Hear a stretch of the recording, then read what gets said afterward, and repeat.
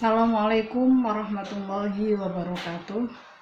Salam sejahtera untuk kita semua. Teman-teman, pada kesempatan saat ini saya ingin berbincang dan membahas tentang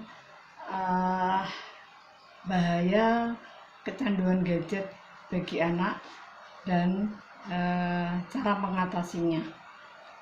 Teman-teman, di masa pandemi saat ini proses pembelajaran tatap muka ini masih belum dilakukan dan masih menggunakan sistem belajar online atau daring. Tentu untuk siswa di jenjang sekolah dasar ini masih banyak waktu luang setelah mereka mengerjakan tugas yang hanya beberapa menit atau beberapa jam, itu biasanya mereka bermain gadget atau menggunakan gadget. Nah, sebetulnya gadget itu apa? Nah, teman-teman, gadget itu adalah perangkat elektronik yang berbentuk atau berukuran kecil yang punya fungsi khusus dan bersifat kebaruan. Nah, itu bisa berupa smartphone atau handphone. Ini yang kelompok gadget ya, bisa handphone atau smartphone. Kemudian bisa tablet atau bisa laptop, misalnya laptop atau komputer. Nah, ini bila anak menghabiskan sebagian waktunya untuk bermain gadget, inilah yang dinamakan kecanduan. Nah, mereka sudah tidak menghiraukan apapun, dipanggil orang tua, waktunya makan siang, waktunya beribadah dan sebagainya, itu dihiraukan, tidak diperhatikan. Ini kalau sudah kecanduan, ini tentu kita sebagai orang tua harus memperhatikan dalam penggunaan gadget bagi anak. Nah, teman-teman, perlu diketahui bahwa dampak negatifnya yang pertama adalah bisa mengganggu emosi dan kejiwaan anak. Ini yang pertama, bisa mengganggu emosi dan kejiwaan anak. Yang kedua, bisa mengganggu kesehatan mata. Bila mata kita pergunakan untuk melihat benda kecil berjam-jam misalnya, ini bisa mengganggu kesehatan mata kita. Nah, terutama anak-anak, ini sangat bahaya untuk kesehatan mata. Dampak yang berikutnya adalah mereka akan kehilangan lingkungan sosial. Kepekaan sosial akan hilang karena mereka hanya fokus seharian hanya bermain game, seharian hanya bermain gadget. Nah, ini mereka akan kehilangan lingkungan sosial. Yang berikutnya, dampak berikutnya itu adalah mereka akan menjadi jiwa antisosial dan sulit beradaptasi.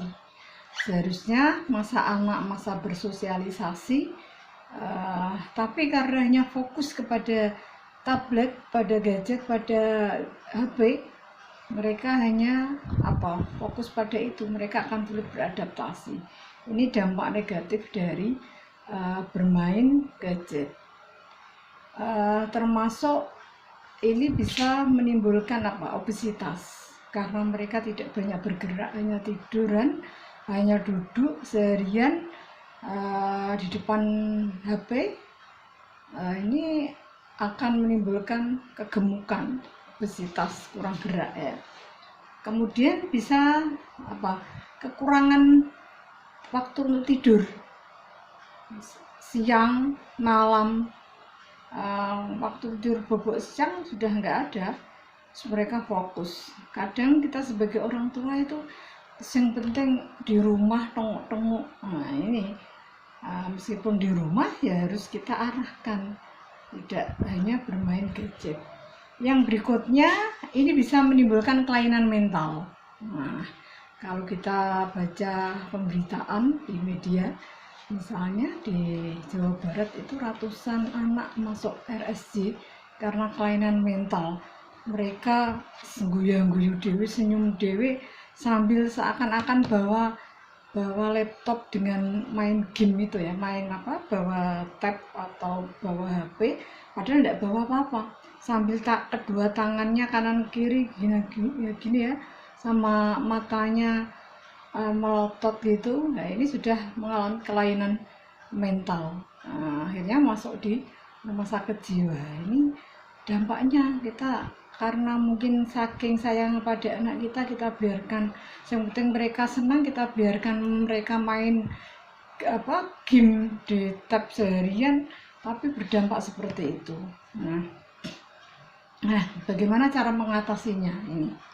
Kita sebagai orang tua harus satu, membatasi waktu penggunaan gadget.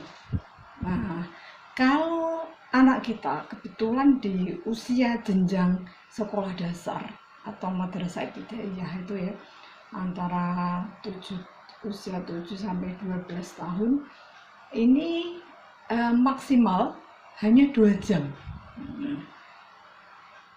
Ini pun selain pembatasan waktu, ini kita lihat yang mereka tonton, kontennya, isinya tentang apa. Harus kita awasi. Ini banyak kejadian anak TK, anak SD, kita biarkan bawa HP, ternyata buka hal-hal yang tidak selayaknya untuk ditonton usia anak. Nah ini yang harus kita waspadai, pembatasan waktu. Yang kedua, beri pengertian pada anak. Boleh membuka gadget untuk keperluan pemenuhan tugas sekolah daring. Itu.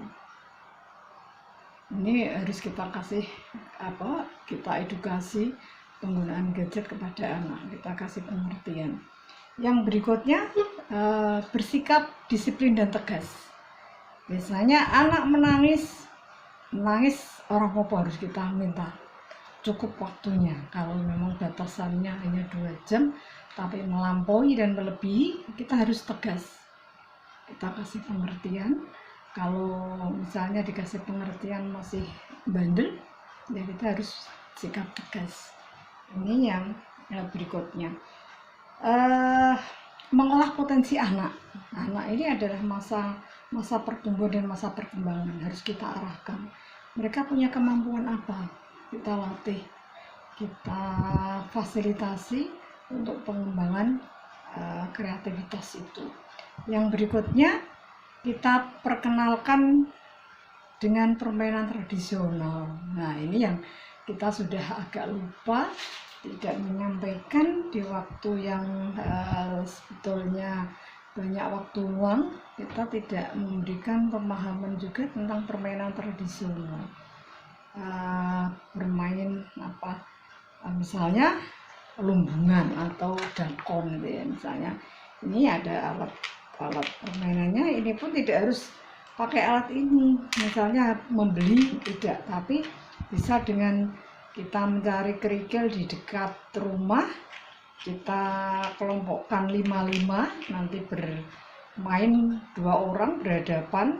Nah ini nanti dimulai. Ini penting untuk memperkenalkan permainan tradisional. Ini juga termasuk permainan untuk melatih taktik strategis itu ya, untuk memenangkan permainan itu perlu strategi, bukan kecurangan, tapi strategi. Nah, strategi yang baik itu nanti akan memperoleh kemenangan. Yang berikutnya, memberi teladan pada anaknya. Nah, orang tua, kita sebagai orang tua itu harus memberikan teladan pada anak. Jangan melarang untuk bermain HP, bermain tab, tapi kita tidak pernah berhenti dengan HP. Kita hanya membatasi anak 2 jam, tapi kita full seharian kalau di rumah pegang HP. Ini contoh yang tidak baik, contoh yang buruk. Orang tua memberikan teladan yang baik pada anaknya. Kemudian tadi membuat jadwal penggunaan gadget. kapan boleh menggunakan, berapa waktunya, ini kita buat jadwal. Yang berikutnya, yang terpenting, saya punya konsep menanggulangi kecanduan gadget ini adalah dengan madrasah keluarga. Nah, konsep bahasa untuk mengatasi kecanduan gadget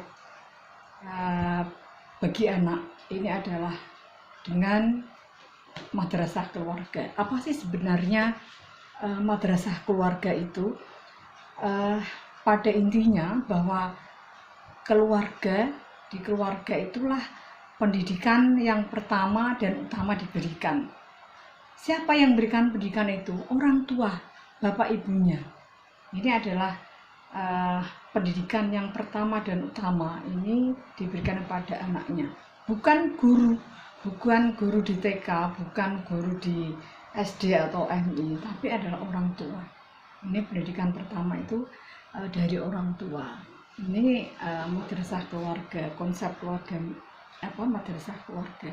Yang kedua, madrasah keluarga itu di samping orang tua memberikan pendidikan yang pertama dan utama, yang kedua adalah orang tua menjadi teladan yang baik untuk anaknya.